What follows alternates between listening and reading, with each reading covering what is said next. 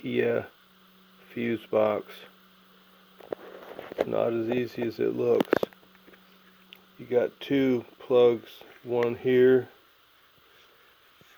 and one here that plug in. Be careful not to bend these pins. There's a little strap, I think it's gray or white, and it slides forward, I guess. And then you can get the plugs out. Once you get those out, then you've got to go along the side and undo these little clips enough that it would come apart eventually. That does work. There's one on the end under there. There's one on the end under there, the other end right there. And there's three on each side, I believe. Now once you get that, see, it's already reattached itself. There is a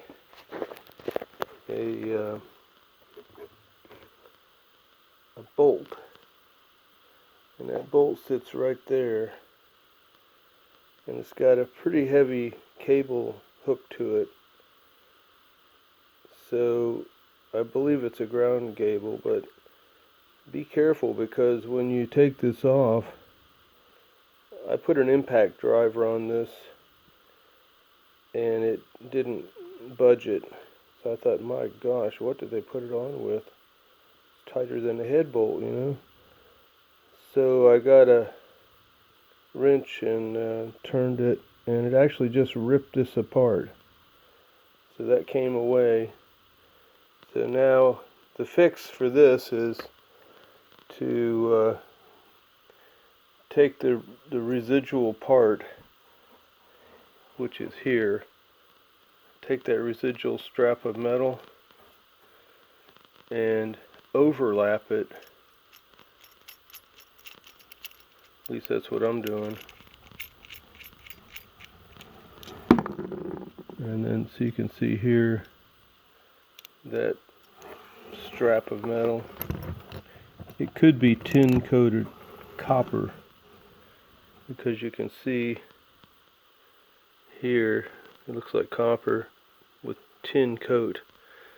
Now if you take this and overlap it, now normally that nut would come off and you'd be on your way, but for some reason the one I had didn't seem to want to come off. So my fix here is to overlap this in there, and I drew a line where so you can see I can overlap it, put a couple of small, I'm thinking stainless steel screws in there, and that should do it. You can see here, whoops, that this little bolt and nut, make sure you use a lock washer, would fit right in that space. So you can, once you overlap those two remaining tabs, you should be able to get that screw in there just close enough. I'm saying put 2 screws in to make sure you got a good bond there electrically. And once you got that thing bolted on, overlapping, I mean, with 2 small screws like I said, then that should just allow you to go ahead and put the regular nut back on, which is right there. And then you might be halfway back home instead of having to buy a new fuse box. This fuse box is in 3 layers.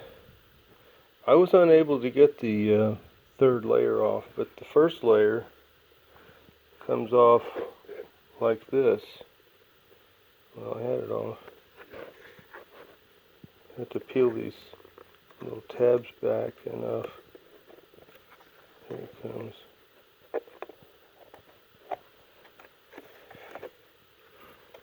And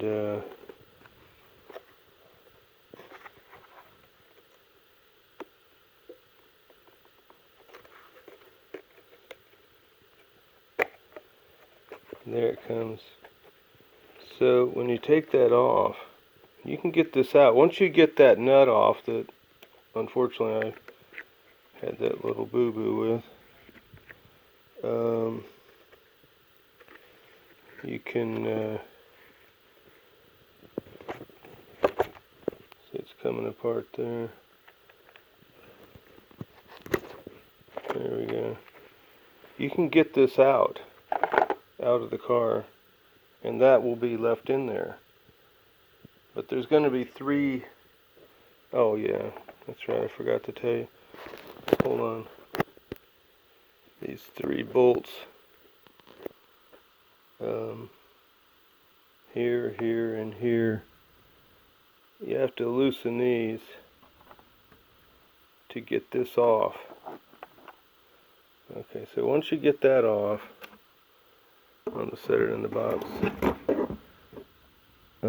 You're left with this, but you've still got these bolts to contend with. I think this whole thing comes out to what it is. It comes out as one unit.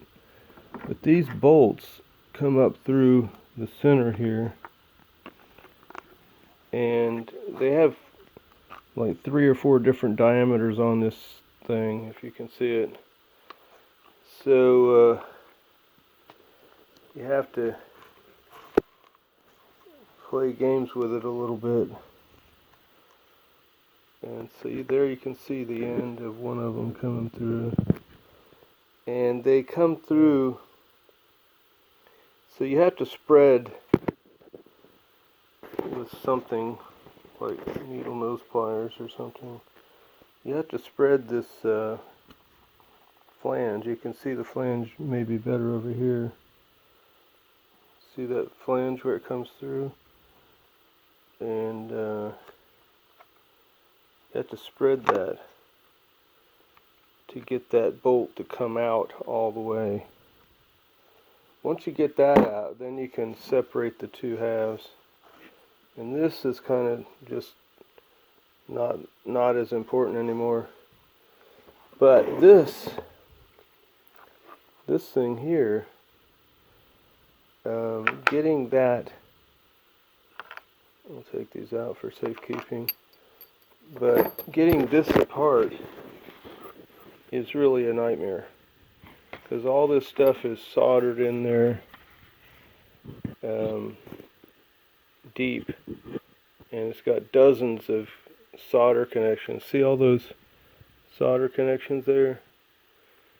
Well, they would all have to be possibly, not for sure, possibly undone.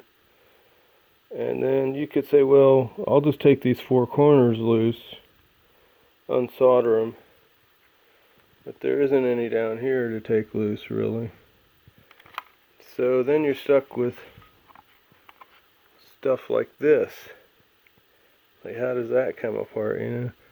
So what I did is I opted to not bother with it. The reason I dug into this was one of these fuses, somehow the pins got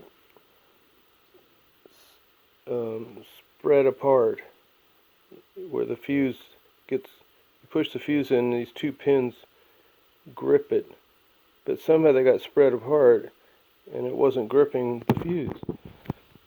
So I finally, out of desperation, got something like a Dremel or a drill and very carefully chipped away at the plastic around the fuse so that I could get to those prongs with something like a pick or a sewing needle and bend them back tight, you know, so that it would grip the fuse again. So I got all that done. Now I just got to fix the other mess that happened when I tried to loosen that nut. This nut was on there so hard you couldn't believe. Even an impact driver that takes lug nuts off of a car couldn't budge that nut. So what you have to do is get a huge pair of channel lock pliers and hold this, and then put it on the impact driver, and then it'll get it off, I hope, for your sake. But one thing to do when you're doing this is, if you do try to separate this, take a picture of all the fuses as they are in there. Take several pictures, and then that way when you go back to put them back in, you can do that. I was never able to get this part out, so I finally just put it back together. But at least it's a start. I mean, if you can figure out how to do it, let me know. Put it in the comments. Appreciate it. Have a great day. A blessed day. Invent peace, not war.